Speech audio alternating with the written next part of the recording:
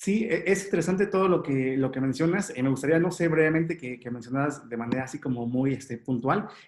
Lo que sí estamos nosotros abordando es estos momentos a lo mejor de crisis en donde alguna de las dos partes hay como unas luchas de egos de repente en algunas entrevistas, ¿no? A veces el entrevistador quiere ser el protagonista o resaltar más que la misma fuente de información. Entonces, ahí hay momentos como tensos. ¿Cómo podemos ahí atenderlos?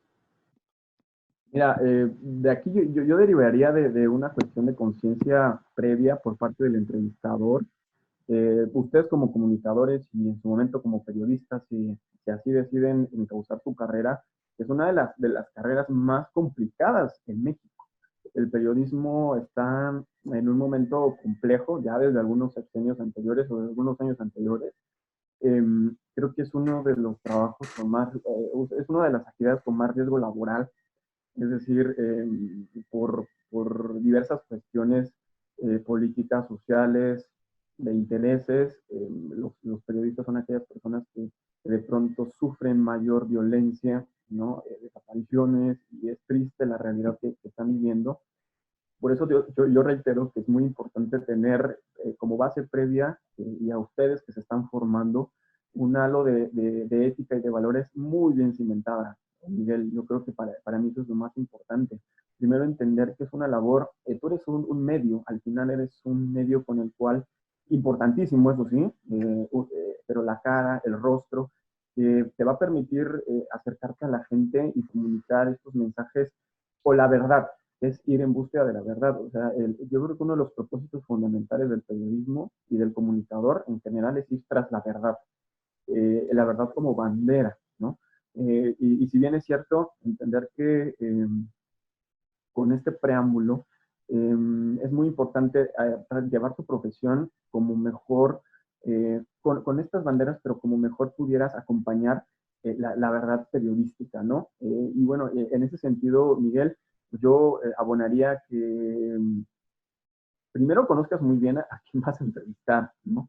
Que conozcas a fondo muy bien los temas, porque ocurre que cuando el entrevistador quiere intentar ser protagonista, y bueno, hay grandes ejemplos de grandes líderes en este sector, como Carmen Aristegui, por ejemplo, como Jorge Ramos, que tienen estilos, y yo no digo que abandone sus estilos, porque creo que cada uno de ustedes como periodista o como comunicador va a tener un estilo propio, y además eso es importantísimo al momento de que ustedes se quieran posicionar en algún medio, ¿no? O en alguna actividad en particular. Yo les diría que conserven un estilo, pero que pudieran entender muy bien que en la cuestión de la comunicación no es unilateral, ¿no? No es de una sola persona, sino es de dos o más, o las personas con las que estés interactuando. Y si tú solamente, inclusive te encuentras a cuadro, que entiendas que detrás de la pantalla, detrás del teleprompter o detrás del micrófono están miles de personas escuchándote, generando juicios de valor, mintiendo, y es una responsabilidad enorme, enorme estar ante un micrófono, estar ante una pantalla. Entonces, yo me iría de entrada, Miguel, de un tema de concientización de personal, de la enorme responsabilidad que vas a adquirir, de la enorme búsqueda de la verdad que vas a intentar entender. Estás en una actividad de muchísimo riesgo y que por eso también debes de tener mucha más responsabilidad de cómo la quieras dirigir. Y ya durante la entrevista, en estos momentos complejos que de pronto, como bien dices, algunos personajes pues buscan más que el intentar pues sacar información útil y veraz, el confrontar, el golpear, el intentar inclusive sacar de sus casillas al entrevistado y obtener la nota, ¿no? Que de pronto eso también es uno de los objetivos que muchos periodistas buscan, y que bueno, entendemos que parte del trabajo de los periodistas pues es el encontrar la nota para después promoverla, y eso es lo que venden, pero pues también hay formas, ¿no? Y hay formas en las que lo pueden obtener. Y aquí básicamente yo diría que fueras muy empático, ya sea porque que en alguno de los dos llegara la cordura o la conciencia de que están interactuando, y si se crea un momento ambiental de esta forma, ya sea por parte del entrevistado o del entrevistador, en este caso si eres tú, tener primero muchísima conciencia, parar, ¿no? Intentar parar, llevar un freno de la situación en la que está llevando, generar muchísima conciencia, aceptar la realidad de lo que se está hablando, de lo que se está comentando, establecer siempre un vínculo emocional, ¿no? Establecer siempre un vínculo emocional con la persona o con la situación, es decir, mira, creo que nos estamos extralimitando en este tema, yo creo que verdaderamente no sirve que sigamos interactuando así, me siento un tanto avergonzado, me siento triste, o me siento contento de poder estar contigo. Yo creo que tenemos que aprovechar esta entrevista para generar valor a quien nos está viendo, ¿no? Por ejemplo, ese es el tipo de cómo creo que se puede manejar cualquier tipo de crisis, ¿eh? Siempre generar un vínculo emocional va a ser importante para mediar una situación y bajarle los ánimos, dar la solución a la situación que está ocurriendo, es decir, si se plantea este escenario complejo, decir, ok, a lo mejor yo no estoy de acuerdo con tu postura o la gente que me sigue no está de acuerdo con tu postura, ¿cuál sería una opción con la cual pudiéramos, entendiendo también la tuya, que es muy de la dinámica de generar empatía? La empatía es yo creo que para cualquier ser humano y más para un comunicador profesional, la empatía de pronto pensamos que es el ponerte en los zapatos de los demás, pero es una definición que queda muy corta. Para ponerte en los zapatos de los demás, primero tienes que quitarte tus zapatos. Y el quitarte los zapatos es complejo, es decir, quitarte prejuicios, quitarte pensamientos previamente generados. Entonces, por eso el trabajo previo inicial del concientizar al que vas a una entrevista es muy importante, porque eso te permite, ante una situación así, ser muchísimo más empático con la persona que vas a entrevistar, ¿no? Con quien te va a entrevistar. Te digo, dar solución a ese problema, eh, tener muchísimo contacto, ver mucho a los ojos, ¿no? Generar mucho contacto visual, también es importantísimo. El sonreír, de pronto muchos critican esta cuestión del sonreír, pero el sonreír, Miguel, y ya lo podemos también ver un poco más en profundidad más tarde, es también generar muchísima empatía. La sonrisa es un mecanismo de comunicación universal. El hecho de gesticular, solamente gesticular, aunque tu sonrisa no sea genuina, genera endorfinas. Esas endorfinas son las hormonas del placer y permite que bajemos los niveles de ansiedad y de estrés. Y eso también nos permite calmar, ¿no? Un poco un ambiente tenso. Entonces, el sonreír, el abonar con tu lenguaje corporal, el entablar contacto visual, eso a manera de comunicación no verbal también pudiera funcionar muy bien. Y ya sea por parte del entrevistado, que es lo que siempre ponderamos, ante un momento de crisis, Miguel, dejar claro tu mensaje. Por eso es muy importante no especificar muy bien o entender muy bien qué es lo que quieres comunicar, para que si se presta, o sea, si el entrevistador quiere sacar de contexto una entrevista, quiere irse por otro lado, quiere empezar a golpear o quiere empezar a generar un estado emocional complejo, regrésate a tu mensaje.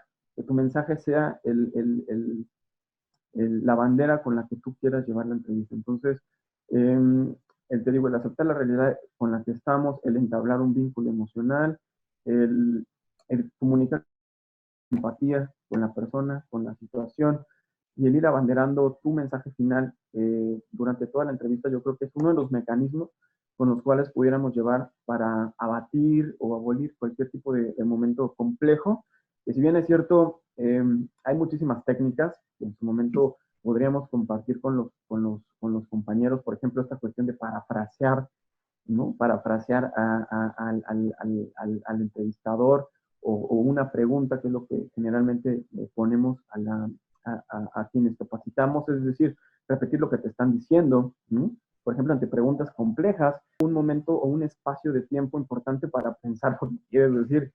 Y una otra que funciona es que no seas o no contestes o no hagas preguntas o no formules preguntas. Bueno, algunos periodistas sí lo tienen, ¿eh? Y eso es una forma de entrevistar que en su momento ya lo verán. El tener respuestas binarias, ¿no? Respuestas como el sí y el no. A los a quienes capacitamos siempre recomendamos nunca contestar un sí o un no, porque es muy difícil, es muy complejo después modificar una idea que ya queda implantada en las personas, y muchos periodistas sí lo promueven. Y por último, te diría que también promovemos muchas estrategias de generar frases de transición o de puente en algún punto. Cuando una pregunta es compleja o difícil ante estas situaciones de estrés o de crisis, por ejemplo, por poner otro ejemplo, en los países solares la tecnología cambia mucho, no voy a invertir porque pronto se quedarán obsoletos. ¿Es así? ¿No? Te diría, es una pregunta muy común, por ejemplo, en este contexto de que no se va a invertir en tecnología y demás. Es una respuesta, es una pregunta muy común, lo que podemos, pero no podemos perder de vista cuando te quieren sacar de un contexto, de un tema. Frases como sí, pero no podemos perder de vista, o lo que yo sí te puedo decir es que sin duda va a bajar un recibo de luz, vamos a tener beneficios, vamos a ser mejores consumidores, en fin. Frases como no podemos perder de vista, o lo que sí te puedo decir ante un contexto o una situación que tú me estás poniendo, también es una forma de regresar a tu mensaje. Si alguien quiere sacar de contexto tu mensaje o la entrevista, regresar con este tipo de frases de transición o puente que llamamos nosotros a través de ese tipo de ejemplos. Y así, muchísimos, Miguel. Pudiéramos, yo creo que seguirnos horas por acá, pero quiero también hacer lo más conciso la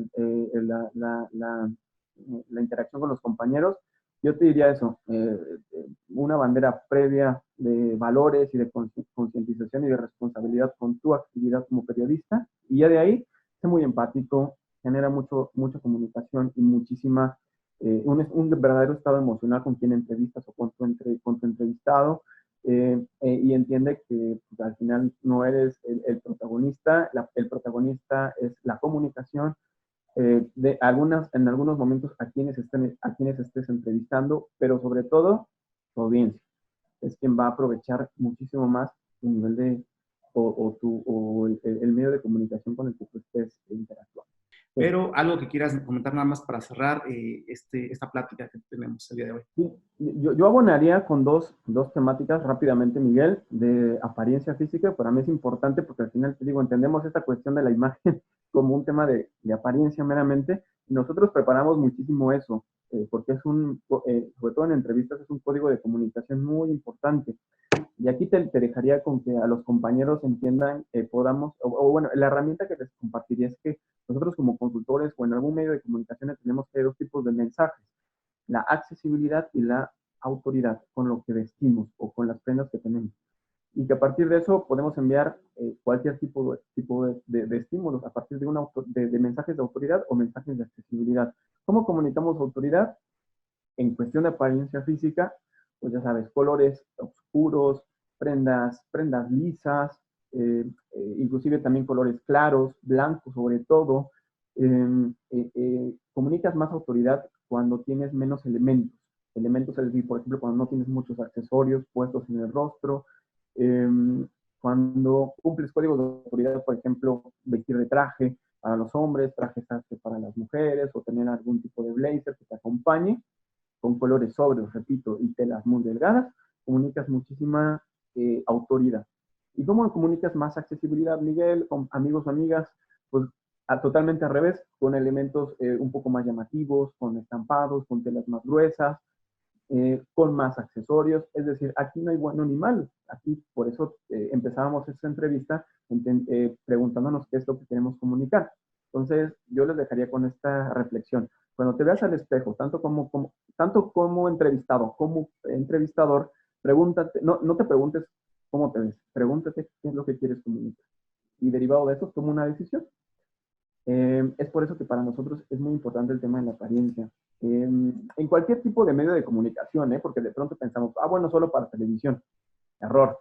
Si interactuamos también en radio, donde nuestro mayor instrumento es la voz, al final el periodista con el que interactuamos también le vamos a enviar mensajes a él de cómo queremos que sea la entrevista, con un elemento fundamental que es nuestra apariencia. Entonces, no importa en el medio en el que vayas a generar esta interacción, toma muy en cuenta estos elementos de comunicación no verbal a través de tu apariencia. Algunas otras que yo daría en el tema de la comunicación y de tu voz, Miguel, que al final es un elemento importante también. Controla muy bien tus elementos de comunicación no verbal, es decir, por ejemplo, tu voz. Trabajamos muchísimo el tema de la voz, también puede generar o quedar como un sello para tu marca personal, la voz. ¿Y cómo pudiéramos trabajar la voz? Modula mucho tus ritmos, tus tonos y tus pausas. Es decir, tus ritmos es la velocidad con la que hablas. Tus tonos es el volumen con el que hablas. Y las pausas pues son espacios de silencio con el que te permites pensar un poco más lo que vas a decir, pero también a las otras personas que pudieran poder procesar tus ideas un poquito mejor, ¿no? Entonces juega con muchos tonos, con mucho y con tu ritmo. O sea, no siempre hables a la misma velocidad. Intenta también hablar con una velocidad más baja. Y no siempre al mismo tono. Tonos muy altos, tonos bajos. Es decir, por ahí dicen los grandes expertos, haz que tu entrevista sea como una carretera con muchísimas curvas, en donde haya momentos altos, momentos bajos, momentos de reflexión, momentos normales, de pura charla, ser muy conversacional. Es decir, la intención es cautivar a tus audiencias, tanto a quien te está entrevistando como a quien va dirigida o va a ver ese medio de comunicación. Muchísimo contacto visual, muchísima sonrisa, acompaña siempre con gesticulación y con ademanes, pero ademanes y gestos que vayan acompañando tus palabras, porque de pronto, y eso nosotros trabajamos mucho en temas de capacitación, el cómo hay personas que gesticulan muchísimo y hacen muchos gestos, y créanme, amigos y amigas, que el cuerpo no miente, ¿no? Pero por eso también es muy importante el poder entrenarse y el capacitarse para que tu idea vaya acompañada de tu lenguaje corporal, ¿no? Ten muy claro tu mensaje, ese mensaje mínimamente repítelo 3 veces en toda tu intervención o en toda tu entrevista, al inicio, en medio y al final, repite tu mensaje 3 veces mínimamente para que se posicione, que sea muy claro, que sea muy breve. Ser muy conversacionales, estamos en una época así, no cuadrados, no estructurados. A mí me encanta una frase de Mario Benedetti que dice, en este mundo hay 3 figuras geométricas, los círculos viciosos, los triángulos amorosos y las mentes cuadradas. Abramos la mente, abramos las mentes, amigos y amigas, a esta nueva forma de comunicarnos. Yo les dejaría con eso, Miguel. Yo creo que para no extendernos mucho más, y bueno, yo en su momento estaré encantado si así se presta la posibilidad, y bueno, ojalá que este tiempo de cuarentena también pase lo más pronto posible y salgamos ya con nuevas ideas, nuevas formas de comunicarnos, el poder interactuar ya de manera personal o el tener otra charla mediante videoconferencia, a mí me encantará. Saludarles a todos, despedirme de todos ustedes y que podamos entender que la comunicación eso es fundamental en nuestros tiempos. En estos tiempos ustedes son privilegiados el haber estudiado esto, créanme. Todos somos comunicadores, pero pocos somos profesionales de la comunicación. Y ustedes tienen esa gran oportunidad, tienen muchos halos de posibilidad en este mundo de la comunicación. Yo soy contador público, por ejemplo. Yo me titulé como contador público y financiero, pero entendí que si en la comunicación verdaderamente me iba a quedar detrás de un escritorio, ¿no? Entonces salí al mundo a intentar entender esta dinámica y ahora soy un apasionado de eso, tengo una maestría al respecto y ya estoy estudiando muchísimas otras cosas de comunicación, de psicología positiva, de neurociencias, de ventas aplicado. Entonces, con la comunicación podemos hacer mucho, amigos y amigas, y esta labor periodística, por eso yo te agradezco muchísimo, Miguel. Miguel para mí es un gran amigo, es un gran profesional, aparte están en muy buenas manos de una persona que tiene enorme experiencia. Y bueno, yo me despido con esa frase que les dije de Mario Benedetti. En este mundo hay 3 figuras geométricas, los círculos viciosos, los triángulos amorosos y las mentes cuadradas. Seamos seamos de las personas que abrimos la mente, porque la mente es un gran cúmulo de posibilidad. Muchísimas gracias por haberme escuchado, muchísimas gracias por interactuar. Para mí será un placer conocerlos en algún punto. Ojalá haya la oportunidad y si no, les deseo muchísimo éxito en todo su actuar universitario, pero también ya próximamente en su actuar profesional. Ha sido un gustazo, Miguel, interactuar contigo y verte nuevamente. Claro que sí, maestro Eduardo Tamayo, muchas gracias por compartir estas herramientas y estos consejos respecto a cómo llevar una entrevista pues, a buen término. Esperemos que podamos contar contigo también ya de manera presencial ahora que termine Claro. todo este proceso en el que estamos y estamos muy agradecidos contigo. Muchísimas gracias, maestro Eduardo. Hombre, Miguel, muchísimas gracias a ti y cuando lo necesites estoy a tus órdenes y a las órdenes de todos los alumnos bueno, que están en tu grupo. Muchísimas gracias. Gracias, nos estamos viendo. A ti. Hasta luego.